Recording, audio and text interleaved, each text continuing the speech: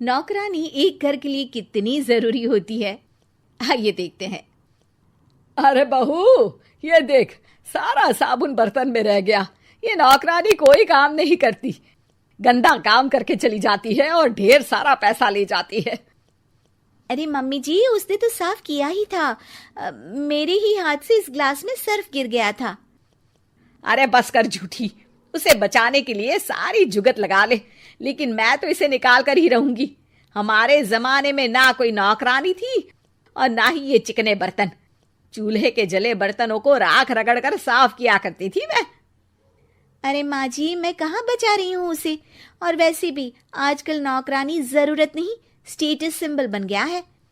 अब आप बताओ, मैं मुन्ना को नीचे घुमाने ले जाऊं तो लोगों से क्या बोलूं?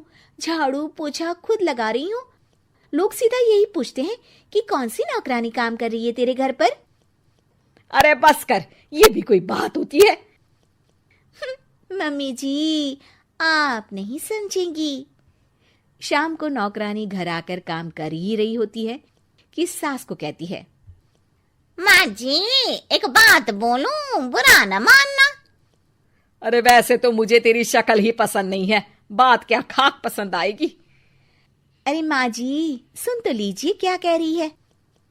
तो मैंने कौन सा उसका मुंह पकड़ लिया है?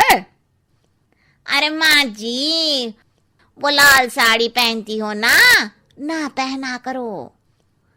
सास का गुस्सा अब तो 7वें आसमान पर होता है। अरे वाह जी वाह, क्यों ना पहना करूं? और तू होती कौन है ये बताने वाली कि मैं क्या पहनूं क्या ना पहनूं?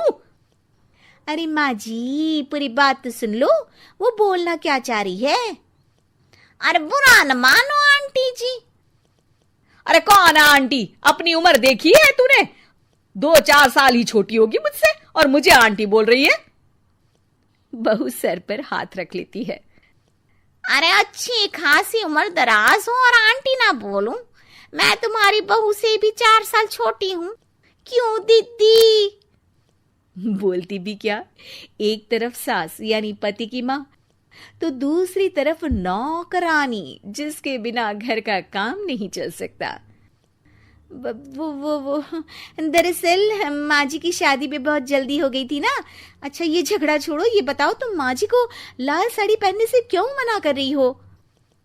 वो ना, इनकी उम्र की सारी औरतें सोसाइटी में इनके लिए बात करती हैं कि तुम्हारी सास बुढ़ी घोड़ी लाल लगाम है। बहू को ये सुनकर गुस्सा आ जाता है। अरे वाह वाह, कौन बोलता है जी? खुद क्या है यहाँ की औरतें, बाल सफेद लेकिन टाइट जींस और कोई कुछ भी पहने।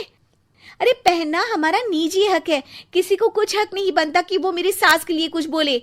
मैं आज ही जाकर माँ जी के लिए लाल जींस लेकर आऊंगी, फिर देखो कोई क्या बोलता है। अरे चुप लाल जींस। अरे सुन नौकरानी के बच्ची, जाकर बोल दे उन लोगों से कि उन लोगों की तरह मैं उड़ती नहीं फिरती हूं घर बार छोड़कर।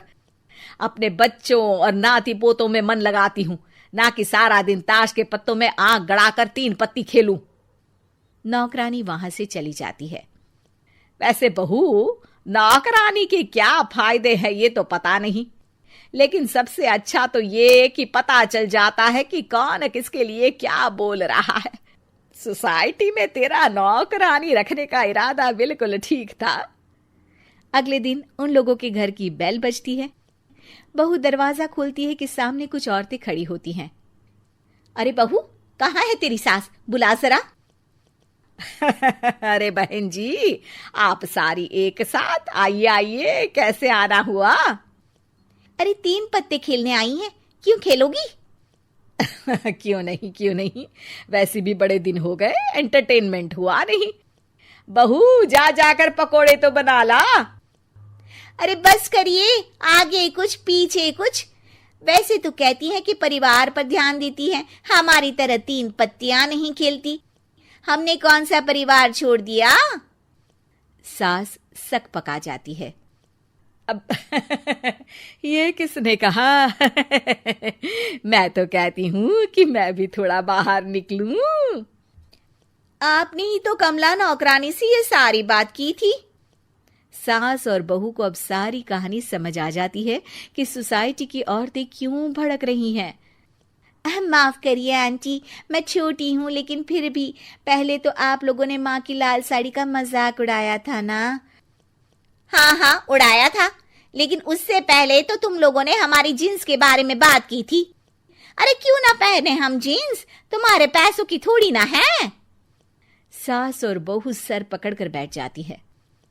देखा बहू, ये खेल कर गई तेरी नौकरानी, यहाँ की बात वहां तो वहां की बात यहाँ।